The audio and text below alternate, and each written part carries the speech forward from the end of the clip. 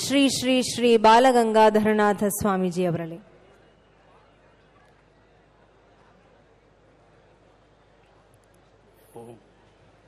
ಆದಿರುದ್ರ ನಮಸ್ತೆ ಸರ್ವಮಂಗಳದಾಯಿನಿ ಸಚ್ಚಿದಾನಂದ ಭೂಮಾದಿ ವಚೋಘೋಷಿತ ರೂಪಿಣಿ. ಈ ಒಂದು ಪವಿತ್ರವಾಗಿರ್ತಕ್ಕಂಥ ಕಾರ್ಯಕ್ರಮದಲ್ಲಿ ನಮ್ಮ ಅಶೋಕ್ ಕೇಣಿ ಅವರು ತಮ್ಮ 61ನೇ ಹುಟ್ಟುಹಬ್ಬವನ್ನು ಆಚರಿಸ್ತಾ ಇರ್ತಕ್ಕಂಥದ್ದಕ್ಕೆ ಆಶೀರ್ವಾದ ಮಾಡಲು ಬಹಳಷ್ಟು ಸ್ವಾಮಿಗಳು ಆಗಮಿಸಿದ್ದಾರೆ. ಹಾಗೆ ಶುಭ ಹಾರೈಸಲು ಬಹಳಷ್ಟು ಜನ ನೀವು ಸೇರಿದ್ದೀರಿ. ಇದನ್ನು ನೋಡಿದ್ರೆ ಒಂದು ಕುಂಭಮೇಳ ನೋಡಿದ ಹಾಗೆ ಆಗತ್ತೆ.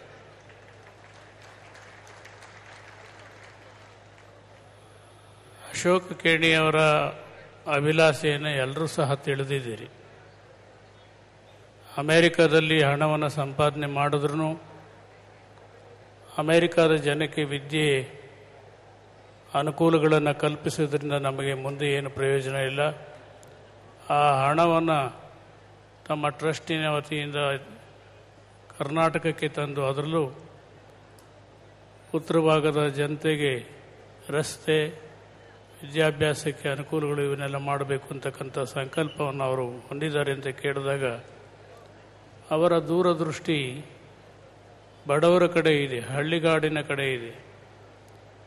ಎಲ್ಲ ಹಳ್ಳಿಗಾಡಿನ ಜನ ವಿದ್ಯಾವಂತರಾಗಲಿಲ್ಲ. ಆದರೆ ಒಂದು ಮಾತು, ನಮ್ಮ ಕರ್ನಾಟಕ ಇತರೆ ರಾಜ್ಯಗಳಿಗಿಂತ ವಿದ್ಯೆಯಲ್ಲಿ ಬುದ್ಧಿಯಲ್ಲಿ ಮೇಲಿದೆ ಅಂತಕ್ಕಂಥದ್ದನ್ನು ನಾವು ಸಂತೋಷದಿಂದ ಒಪ್ಪಬೇಕು. ಅದರಲ್ಲೂ ಇಲ್ಲಿರ್ತಕ್ಕಂಥ ಮಠಾಧೀಶರು ತಮಗೆ ಕೈಗೆ ಇಟ್ಕೋವಷ್ಟು ಸಂಸ್ಥೆಗಳನ್ನು, ವಿದ್ಯಾಸಂಸ್ಥೆಗಳನ್ನು ತೆಗೆದು ಬಡ ಮಕ್ಕಳಿಗೆ ಆಶ್ರಯವನ್ನು ಕೊಟ್ಟು, ಅನ್ನವನ್ನು ಕೊಟ್ಟು ಇವತ್ತು ಕರ್ನಾಟಕದಲ್ಲಿ ವಿದ್ಯಾವಂತರ ಸಂಖ್ಯೆ ಬಹಳ ಆಗಿದೆ. ಅದು ಎಲ್ಲಿವರೆಗೂ ಹೋಗಿದೆ ಅಂತ ಹೇಳಿದ್ರೆ, ನೀವೆಲ್ಲಾದರೂ ಹೋಗಿ ವಿಧಾನಸೌಧಕ್ಕೆ ಹೋಗಿ ಅಲ್ಲಿರ್ತಕ್ಕಂಥ ಮಕ್ಕಳು ಆಫೀಸರ್ಗಳು ಏನು ಓದಿದ್ದಾರೆ, ಎಲ್ಲಿ ಓದಿದ್ರು ಅಂತ ಕೇಳಿದ್ರೆ ಅರ್ಧಕ್ಕೆ ಅರ್ಧದಷ್ಟು ಸಿದ್ಧಗಂಗಾ ಮಠದಲ್ಲಿ ಓದ್ದವರೇ ಇದ್ದಾರೆ.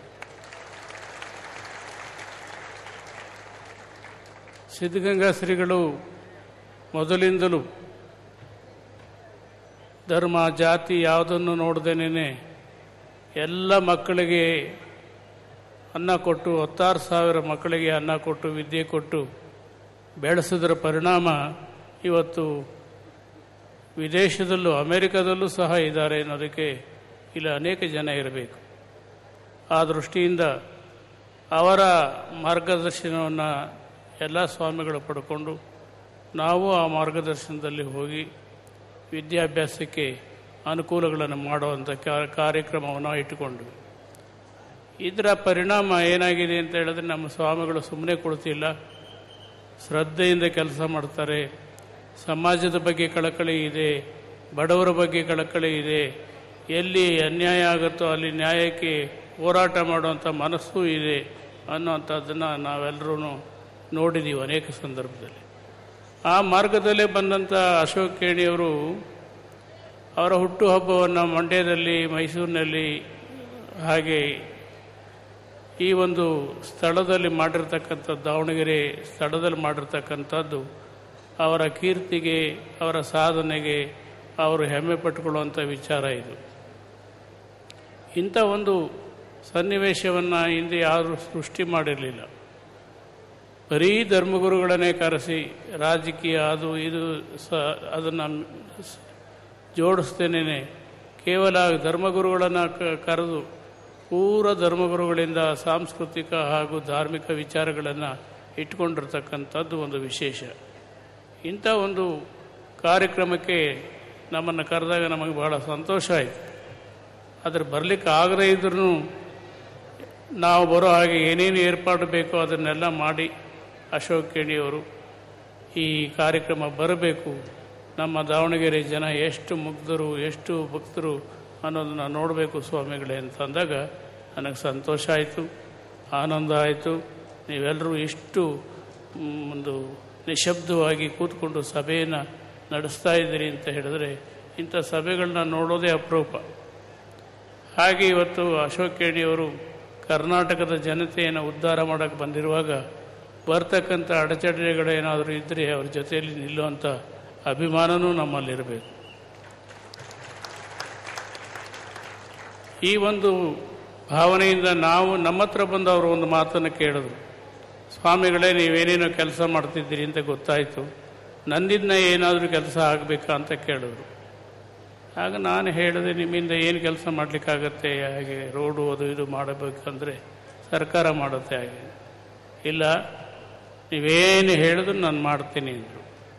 ಆಗ ನಾನು ಹೇಳಿದೆ, ಎಲ್ಲ ಹಳ್ಳಿ ಮಕ್ಕಳಿಗೂ ಅನುಕೂಲ ಆಗುವ ಹಾಗೆ ಇವತ್ತು ಹೆಣ್ಣು ಮಕ್ಕಳುಗಳು ಹಳ್ಳಿನಲ್ಲಿ ತಾಲೂಕಿನಲ್ಲಿ ಓದ್ತಾರೆ, ಅವರು ಬೆಂಗಳೂರಿನಲ್ಲಿ ಮಾಸ್ಟರ್ ಡಿಗ್ರಿಗಳಿಗೆ ಹೈಯರ್ ಎಜುಕೇಷನ್ಗೆ ಬರ್ತಾರೆ, ಅವರಿಗೆ ನಿಲ್ಲೋದಕ್ಕೆ ಸ್ಥಳ ಇಲ್ಲ. ಬಾಯ್ಸ್ಗೆ ಎಲ್ಲಿ ಬೇಕಾದರೂ ಸಿಗುತ್ತೆ, ಗರ್ಲ್ಸ್ಗೆ ಸಿಗೋದಿಲ್ಲ, ಅದು ಮಾಡ್ತೀರಾ? ಹೌದು, ನೀವು ಎಲ್ಲಾದರೂ ಭೂಮಿ ನೋಡಿ ಆ ಭೂಮಿಯ ಪತ್ರಗಳನ್ನು ಮಾಸ್ಟರ್ ಪ್ಲಾನನ್ನು ಎಲ್ಲ ನನಗೆ ಕೊಟ್ಟರೆ ನಾನು ಅದನ್ನು ಕೀನ ಮುಗಿಸಿ ತಂದು ಕೀನ ನಿಮ್ಮ ಕೈ ಕೊಡ್ತೀನಿ ಅಂತ ಹೇಳಿದ್ರು. ಆಗ ನಮಗೆ ಭಾಳ ಸಂತೋಷ ಆಯಿತು. ಸ್ವಲ್ಪದ್ರಲ್ಲಿ ಆಗೋದಿಲ್ಲ, ಅದು 10 ಕೋಟಿ ಹಣ ಹಾಕಬೇಕಾಗತ್ತೆ ಅಂತ. ಅದೆಷ್ಟಾದರೂ ಆಗಲಿ ನೀವು ಹಾಕ್ಕೊಡಿ ಅಂತಂದರು. 2,500 ಹೆಣ್ಣುಮಕ್ಕಳು ಓದೋ ಅಂಥ ತಂಗೋ ಅಂಥ ಜಾಗನ ಈಗಾಗಲೇ ಅರ್ಧ ಕಟ್ಟಿದ್ದಾರೆ, ಇನ್ನೂ ಕಟ್ತಾ ಇದ್ದಾರೆ. ಅದನ್ನು ನೋಡಿದಾಗ ಅವರ ದೂರದೃಷ್ಟಿ ನೋಡಿದಾಗ ಆನಂದ ಆಯಿತು. ಅಂಥ ಕೆಲಸಗಳು ನಮ್ಮ ಕರ್ನಾಟಕಕ್ಕೆ ಬೇಕು. ಮಕ್ಕಳಿಗೆ ಒಂದು ನಿವಾಸ ಇರೋದಕ್ಕೆ ವ್ಯವಸ್ಥೆ ಮಾಡಿ ಅವರಿಗೆ ರಕ್ಷಣೆ ಕೊಟ್ಟರೆ ಹೆಣ್ಣು ಮಕ್ಕಳುಗಳು ಇವತ್ತು ಎಲ್ಲ ಫೀಲ್ಡ್ನಲ್ಲೂ ಮುಂದೆ ಬರ್ತಿದ್ದಾರೆ. ಅವರಿಗೆ ಇರೋದಕ್ಕೆ ಡಿಗ್ರಿ ಮಾಡೋವರೆಗೂ ಅವರಿಗೆ ಅನುಕೂಲ ಮಾಡಿಕೊಟ್ರೆ ಇದೆಲ್ಲ ಆಗುತ್ತೆ. ಅದರಿಂದ ಅವರು ಅಷ್ಟೊಂದು ದೊಡ್ಡ ಮೊತ್ತವನ್ನು ನಮಗೆ ಕೊಟ್ಟು ಮಾಡ್ತೀವಿ ಅಂತ ಹೇಳಿದಾಗ ಸಂತೋಷ ಆಯಿತು. ಅವರು ಇಲ್ಲಿ ದಾವಣಗೆರೆ ಕರೆದ್ರೂ ಬಂದೆ, ಅವರಿಂದ ಎಷ್ಟು ಜನ ಇದ್ದಾರೆ ನೋಡೋಣ ಅಂತ. ನೀವು ಬಹಳ ಜನ ಇದ್ದೀರಿ, ಬಹಳ ಅಭಿಮಾನಿಗಳಿದ್ದೀರಿ ಮತ್ತು ಅವರ ಬಗ್ಗೆ ಗೌರವ ಇಟ್ಕೊಂಡಿರ್ತಕ್ಕಂಥ ಜನ ನೀವು. ಇದೇ ಗೌರವ, ಇದೇ ಭಾವನೆ, ಇದೇ ಭಕ್ತಿ ಅವ್ರ ಮೇಲೆ ಸದಾಕಾಲ ಇರಲಿ. ಅವರು ಕರ್ನಾಟಕದ ಬಡವರ ಏಳಿಗೆಗೋಸ್ಕರವಾಗಿ ತಮ್ಮ ಹಣವನ್ನು ವಿನಿಯೋಗ ಮಾಡಲಿ, ಮಾಡ್ತಿದ್ದಾರೆ, ಇನ್ನೂ ಹೆಚ್ಚು ಹೆಚ್ಚು ಮಾಡಲಿ. ಹಾಗೆ ಭಗವಂತ ಅವರಿಗೆ ಶಕ್ತಿಯನ್ನು ಅಭಿಮಾನವನ್ನು ಕೊಡಲಿ. ಹಾಗೆ ಅಂತೇಳಿ ಅವರಿನ್ನೂ 100 ಕಾಲ ಬಾಳೆ ಬದುಕಿ ಒಳ್ಳೆ ಕಾರ್ಯ ಮಾಡಿ ಜಗತ್ತನ್ನು ಉದ್ಧಾರ ಮಾಡಲಿ ಅಂತೇಳಿ ತುಂಬ ಹೃದಯದಿಂದ ಹಾರೈಸ್ತೇವೆ.